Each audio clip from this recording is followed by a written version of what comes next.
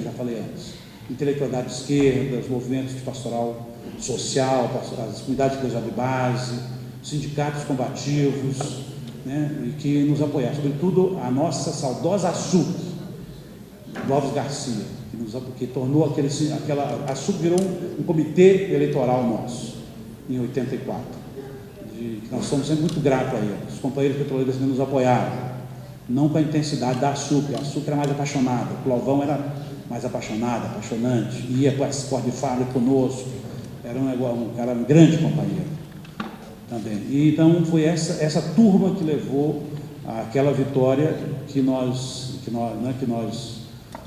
temos muito orgulho de ter feito parte dessa história, mas ao mesmo tempo nós não podemos perder de vista aonde foi que nós erramos. Penso que nós erramos, nós cometemos muitos erros, falando eu autocriticamente. Nós cometemos muitos erros na condução desse sindicato. A gente era muito jovem, inexperiente, e nós éramos muito sectários com a diversidade, com a divergência.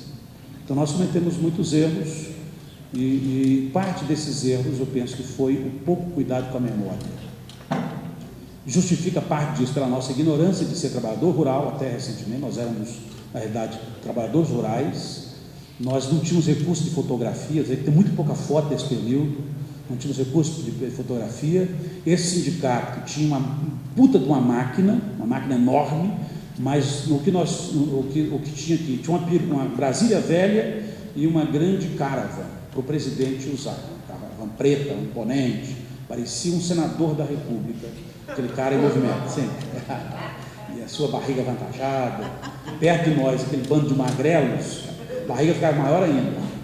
E depois, aí nós vendemos aquela cara, fazemos virar 2 Fusca, 0 bala, e aí nós botamos 2 cornetas em cima e era nosso instrumento.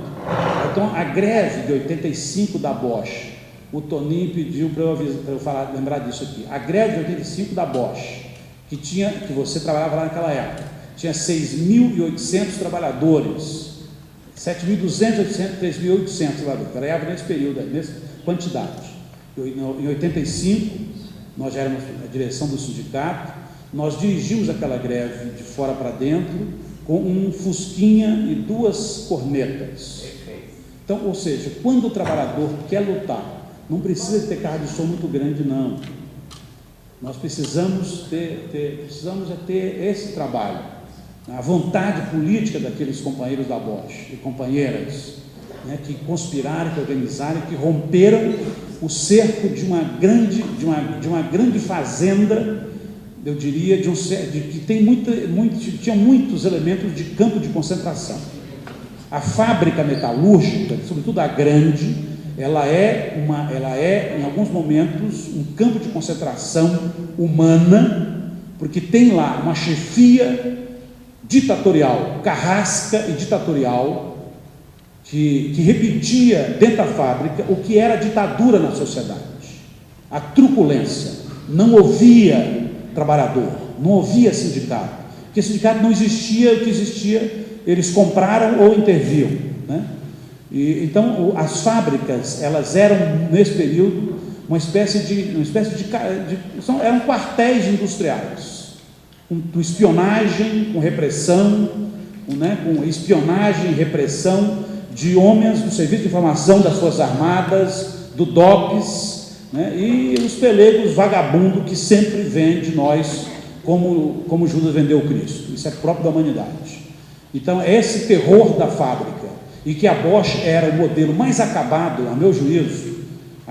Eu sempre dialogava com isso com o Bandieira, quando eu virei presidente do sindicato, de dizer para ele que eu tinha essa opinião deles.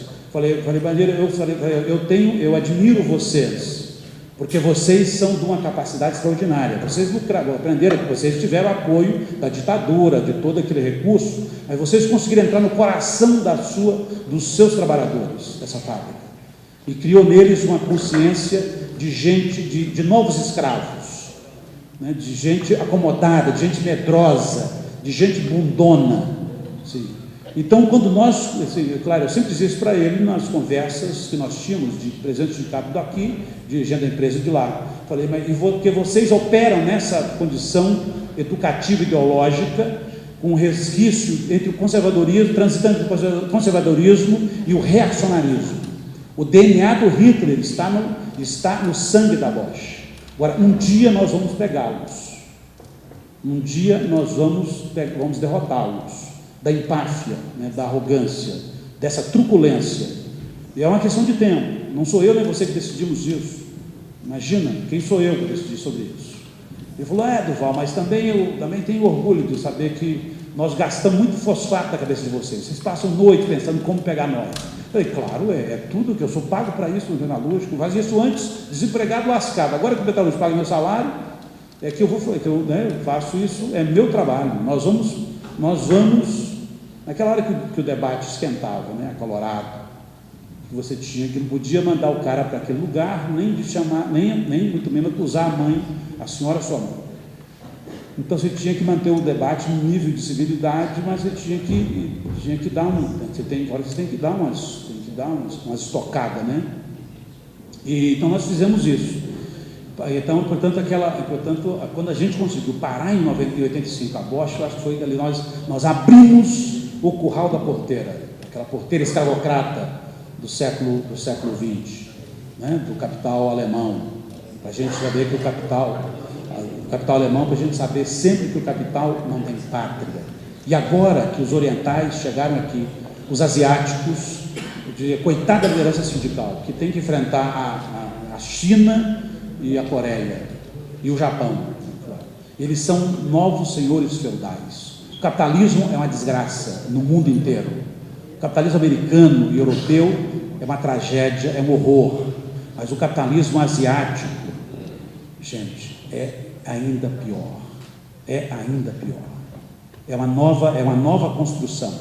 Eu quero dizer a vocês o que eles estão fazendo de destruição da liderança sindical, destruição do sindicato, de força política ideológica reacionária antissindical, novos neo-escravocratas, senhores feudais, sim? E o que eles estão fazendo para a nossa cidade de Campinas. Eu peguei o táxi, vim de São Paulo, peguei o táxi na rodoviária, subi a Glicério e vim olhando a Glicério. Meu Deus, eles estão destruindo a cidade. A Glicério está um horror de feia, com aquelas lojas de quinquilharias, aquela coisa feia, horrorosa. Pobre Campinas. Então, e é isso, companheiro. Desculpe eu passar do tempo, foi um prazer conversar com vocês. Desculpe a minha prolixidade e parabéns a essa diretoria do nosso sindicato. Eu estou orgulhoso de poder ter sido um velho amigo de vocês e continuar sendo um velho amigo de vocês, né, que tem sempre muito orgulho desses meus queridos companheiros e companheiras. Valeu mesmo, muito obrigado.